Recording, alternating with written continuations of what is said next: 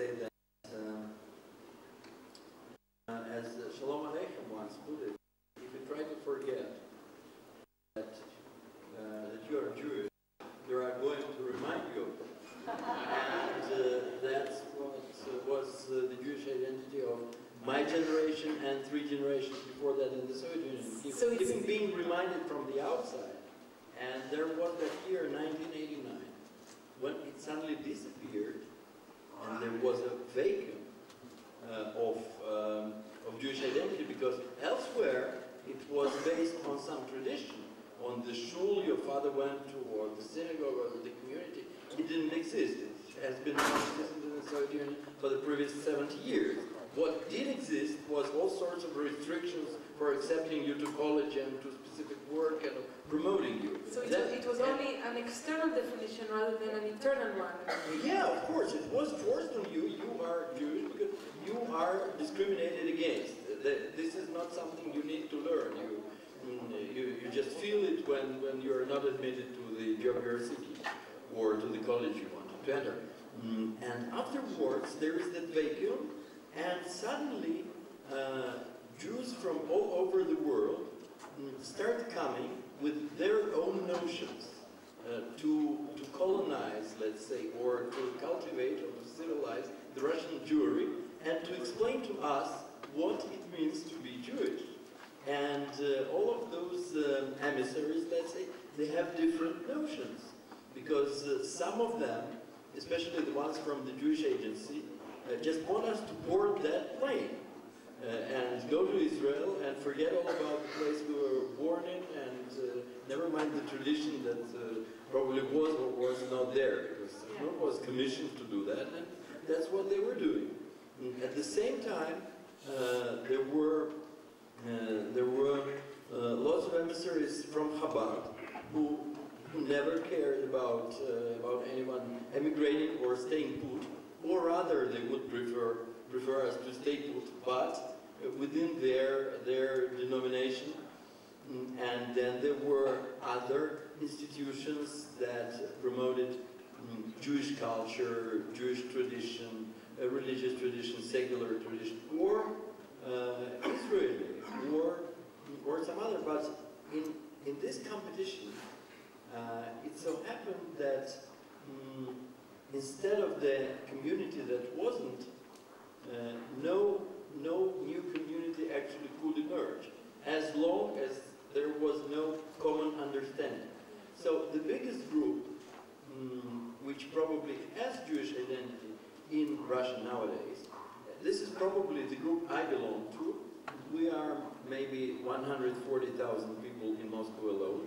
Can I ask how many of you are religious? I see that you are... No, it's not a religious group. It's a group of Yordim who came back from Israel. I see. We actually share much. We have darkons, we speak Hebrew, we usually own apartments either in Tel Aviv or in Eilat or so it's somewhere. you to blame for the high prices, not the French. For the high rental. Yeah, no. I assume all the blame. Michal, please use the mic. You have one. We have to share. Israeli is much more relevant. So you're Israeli Russians, not Jewish Russians. Israeli Russians, and not necessarily Russians, because many people who returned from Israel to Moscow, they did not originate from Moscow. They originated from all sorts of places that are not Russia anymore, like Ukraine, Belarus. Your first identity is Israeli. It's not Jewish. It's belonging to the people, but not to the faith, not to the religion. Would that be true? Well, I'm trying now not to talk about deep personal feelings, but rather the communal way of life. People I socialize with. It's not about Jewishness. It's about the common background of having spent the 90s in Israel. But it's interesting, you're saying that this group is close to one another, maybe even closer to people that haven't been to Israel, but are Russians? Well, when I'm trying to identify a Jewish community around me, the Yordim look like an existing community, while all the other communities that are funded by some American Israeli organizations or even governments that report themselves existing, they rather look non-existent to me, because they exist on their own paper. That's very interesting. And Micha, in your writing you speak about a new form of Jewish identity in a way? I think something new is happening, something big is happening, and it's beneath the radar because it's happening with young adults around the world in their early 20s. And I understand Israelis more than North Americans, but I want to, even though Stephen Cohen is here, I want to give it a shot to try to offer a thought here. And the academic world is a problem. There's always a competition between two forms of identity for Jews. Either you belong to the Jewish people, to the Jews as a people, that's why I was pushing you, or you belong to Judaism as a religion, as a faith.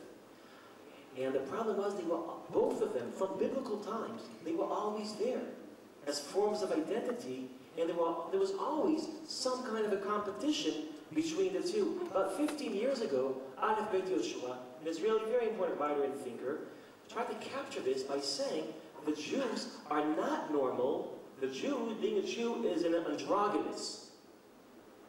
Judaism is an androgynous. You know what an androgynous is? Yeah. Androgynous, it happens once every few thousand babies. That a baby is born, and you ask, what is it? And androgynous is when the answer is that it's both. It has both. It's a boy. It has both. Is androgynous like androgynous?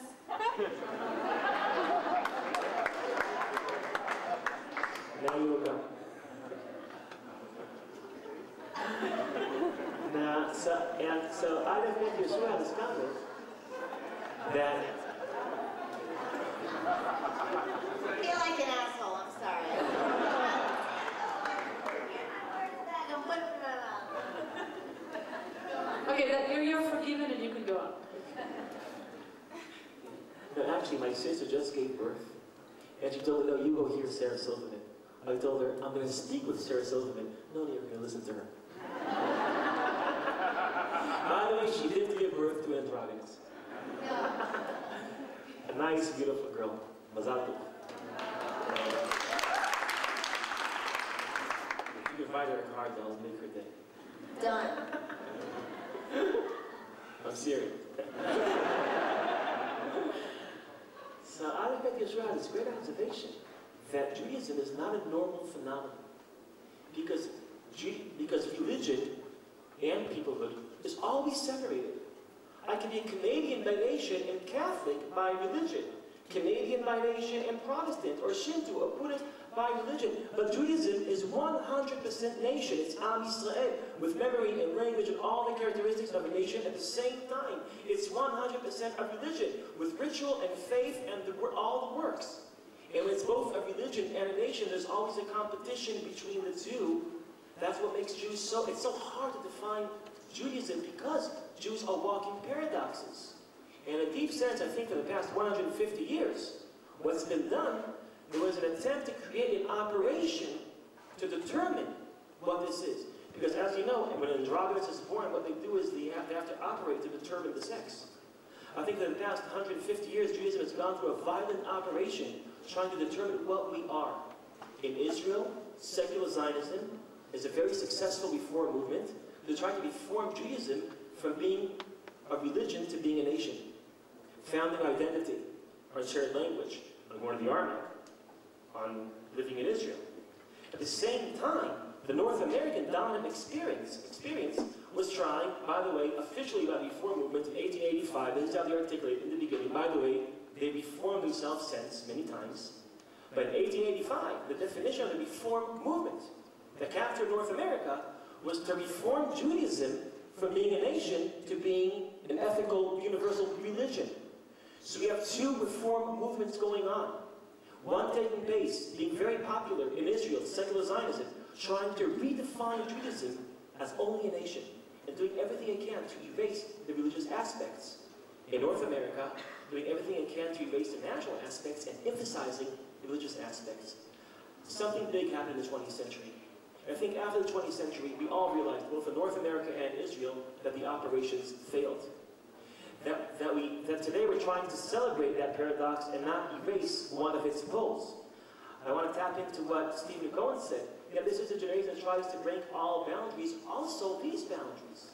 Don't tell me that my Judaism is shrunk to being only a nation in Israel, or being shrunk to being only a religion in America. It is my experience with young Israelis. Israelis in the 20s. Ehud Banai is like Bob Dylan. He's a major rock star in Israel. Kobi Oz, Tzahal, these are singers. They're not challenging the mainstream. They are the mainstream. They realize when they really want to have a big crowd, they sing En Adon al Kol HaMa'asim. Ehud Banai hasn't. Kobi Oz came out with in religious words. Okay, yeah.